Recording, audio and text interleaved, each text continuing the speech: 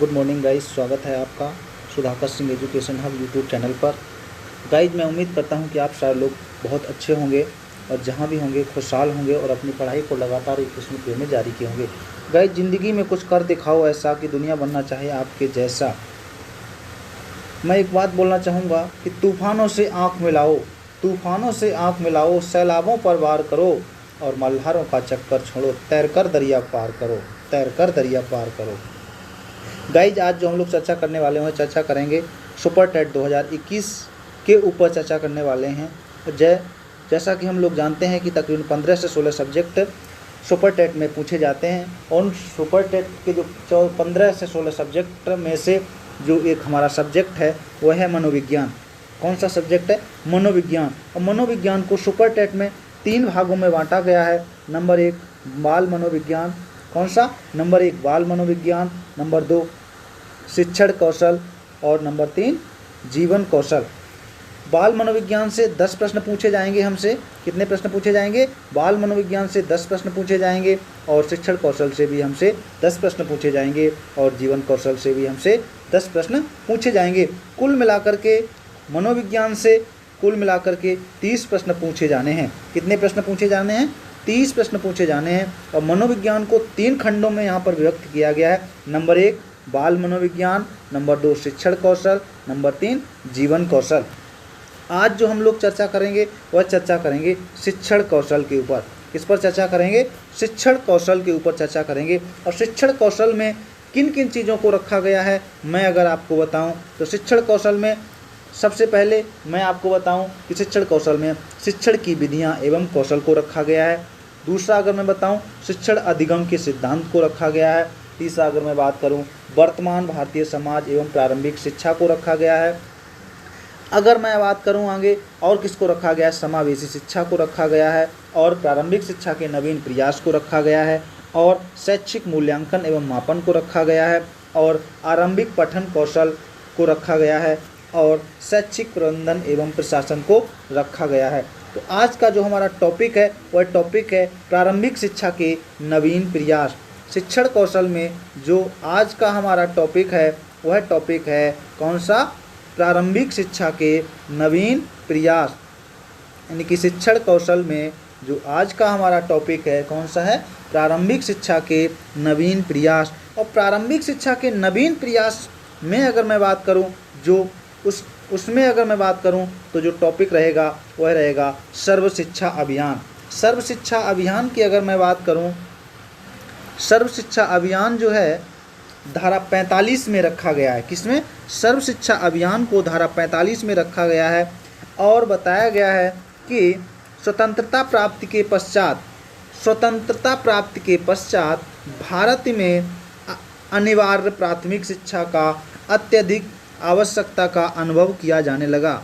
क्या? स्वतंत्रता के बाद से ही भारत में अनिवार्य प्राथमिक शिक्षा का अत्यधिक आवश्यकता का अनुभव किया जाने लगा। 26 जनवरी 1950 में कब? 26 जनवरी 1950 में भारतीय संविधान के धारा 45 के अनुसार यह घोषणा की गई। 26 जनवरी 1950 में भारतीय संविधान के धारा 45 के अनुसार यह घोषणा की गई कि 10 वर्ष के अंदर 14 वर्ष के बालक बालिकाओं के लिए प्राथमिक शिक्षा अनिवार्य तथा निःशुल्क कर दी जाए। कब? 26 जनवरी 1950 में जब हमारा भारतीय संविधान के धारा 45 में यह कहा गया कि 10 वर्ष के अंदर, कब? 10 वर्ष के अंदर ही जो है प्राथमिक शिक्षा में बालक और बालिकाओं को क्या किया जाए? 14 वर्ष के बालक और बालिकाओं के लिए प्राथमिक शिक्षा अनिवार्य तथा निःशुल्क कर दी जाए। लेकिन 10 वर्ष तो दूर लगभग 50-60 वर्ष, कितने? 10 वर्ष तो दूर लगभग 50-60 वर्ष व्यतीत होने के पश्चात भी उपलब्ध नहीं कराया जा सका। धारा 45 में ये कहा गया था कि 10 वर्ष के अंदर 14 वर्ष के बालक बालिकाओं को प्राथमिक शिक्षा अनिवार्य तथा निःशुल्क कर दी जाए, लेकिन 10 वर्ष तो दूर लगभग 50-60 वर्ष व्यतीत होने के पश्चात भी उपलब्ध नहीं कराया जा सका।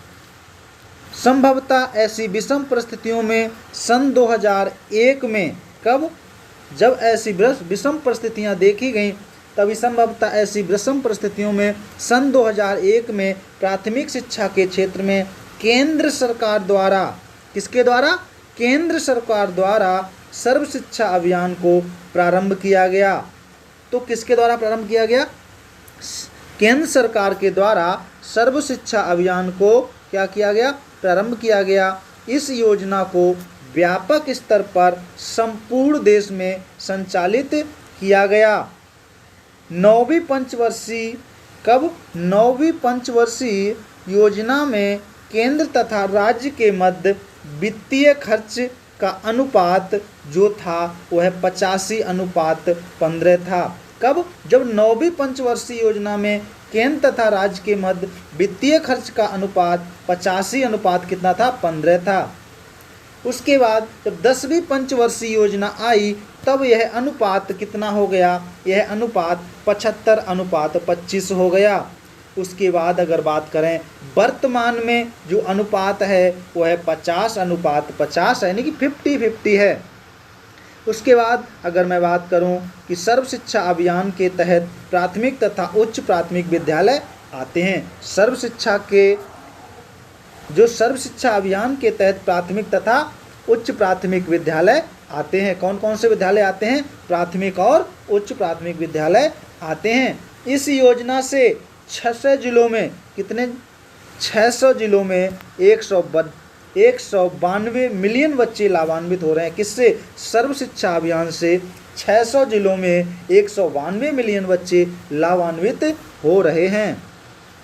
सर्व शिक्षा अभियान का उद्देश्य क्या था? हम जानेंगे। सर्व शिक्षा अभियान का उद्देश्य सन 2010 तक 6 से 14 वर्ष के बालक, सन 2010 तक 6 से 14 वर्ष के बालक तथा बालिकाओं को उपयोगी तथा सार्थक प्रारंभिक शिक्षा 1 से 8 की व्यवस्था करना। अगली अगर मैं बात करूं कि समुदाय की सक्रिय सहभागिता से क्षेत्रीय एवं लैंगिक असमानता को कम करना। सन 2010 तक बालक का प्राथमिक शिक्षा में ठहराव सुनिश्चित करना।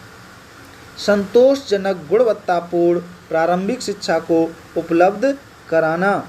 जो सर्व शिक्षा अभियान की अगर बात करूं तो इसका उद्देश्य क्या है कि संतोषजनक गुणवत्तापूर्ण प्रारंभिक शिक्षा को उपलब्ध कराना।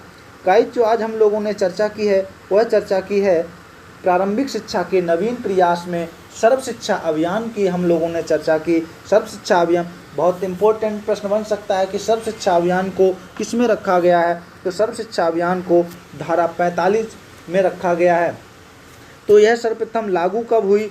तो सर्व शिक्षा अभियान सर्वप्रथम जो है 2001 में लागू हुआ। कब लागू हुआ? 2001 में लागू हुआ। किसने लागू किया? केंद्र सरकार द्वारा लागू किया गया। उसके बाद अगर मैं बात करूं कि जब 26 जनवरी 1950 को हमारा संविधान लागू हुआ था, उसी में यह बात कही गई थी। क्या कहा गया था? कि आने वाले 10 वर्ष के अंदर 14 वर्ष के बालक बालिकाओं को जो है निःशुल्क शिक्षा प्रदान की जाए। लेकिन 10 वर्ष की तो छोड़ो, लगभग 50-60 वर्ष व्यतीत हो जाने के बावजूद भी यह जो है प्रक्रिया नहीं अपनाई जा सकी। उसके बाद 2001 में केंद्र सरकार के द्वारा सर्व शिक्षा अभियान को